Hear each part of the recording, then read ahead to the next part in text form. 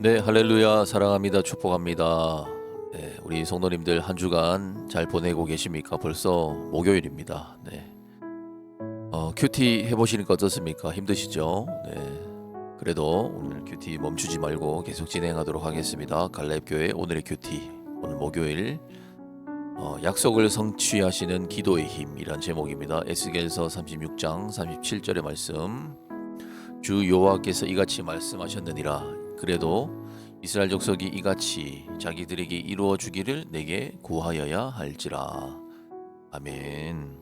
그렇습니다. 우리가 주일 말씀을 나누었습니다. 지금 이 에스겔서의 배경이 되어지는 상황은 이 나라가 멸망한 상황 가운데 이스라엘 백성들이 눈물로 기도하죠. 나라의 회복을 위해서 기도할 때 하나님께서 드디어 약속을 주십니다. 내가 너희를 회복해 하리라. 그래서 고국으로 돌아갈 수 있도록 내가 하겠다. 이렇게 하나님의 말씀이 선포되셨습니다.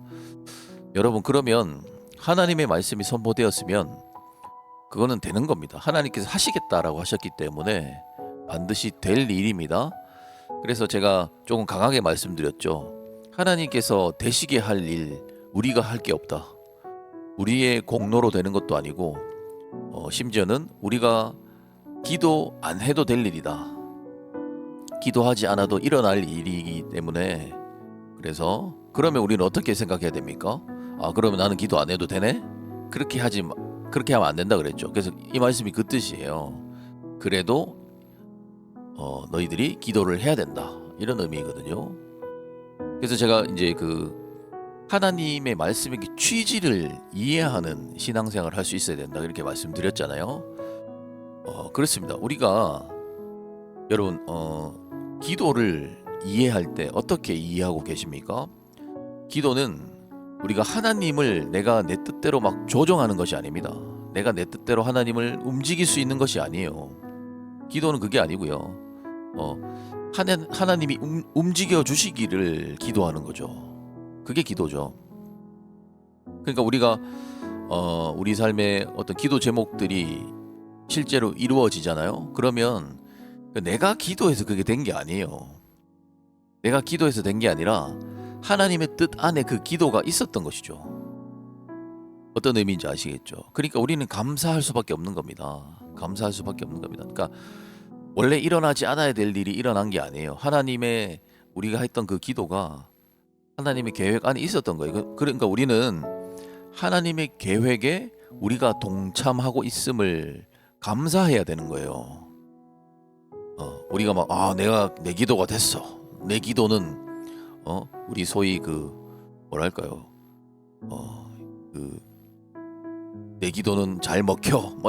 그런 생각을 하면 안 된다는 겁니다. 기도는 어떤 일이 우리의 소원대로 이루어졌다 그러면 그 뜻이 하나님의 뜻 안에 있었기 때문에 하나님 감사합니다. 내가 하나님의 뜻에 동참하게 하게 하심을 감사합니다. 이렇게 기도할 수 있어야 되는 것이죠. 그래서 우리는 절대로 기도를 내가 내 뜻대로 하나님을 움직이게 만드는 그런 것이라고 생각해서는 안 된다는 것을 기억하시기 바라고요.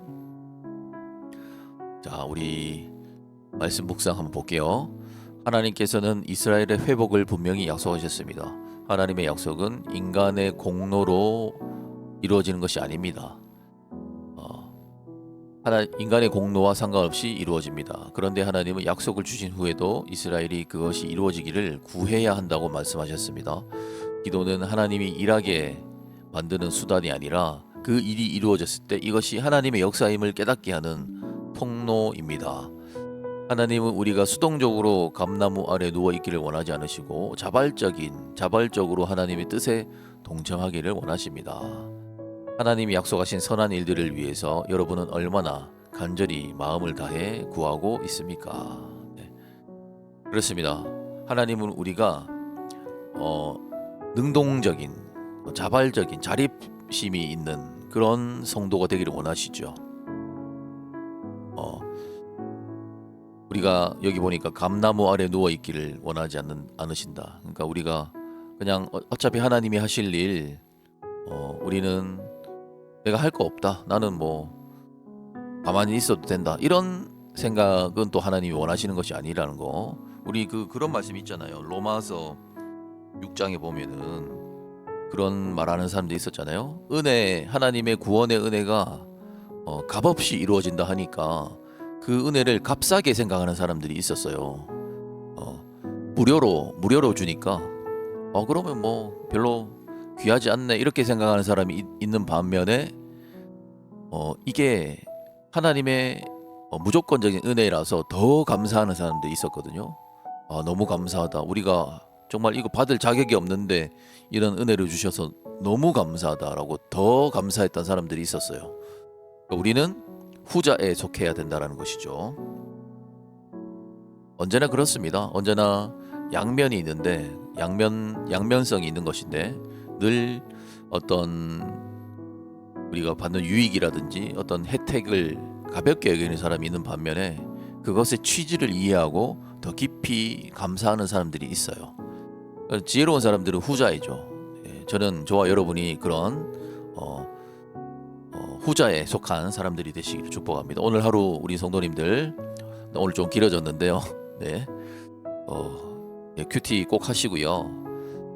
오늘 말씀을 잘 적용하셔서 내가 기도하면서도 더 뭐랄까요? 어차피 반드시 이루어질 일이지만 그러나 하나님의 그 계획에 내가 동참하기를 바라야 하는 기도해야 되는 그런 영역은 어디인지 한번 생각해 보시기 바랍니다. 자, 오늘의 적용.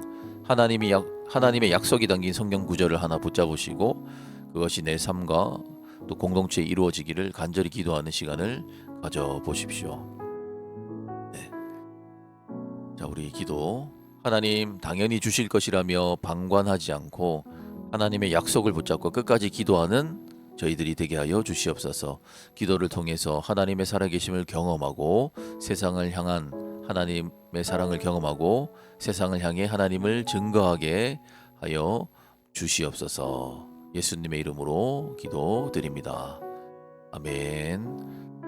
네, 감사합니다. 우리 사랑하는 성도님들 오늘도 믿음으로 승리하십시오. 걱정하지 마십시오. 하나님은 살아 계십니다. 감사합니다.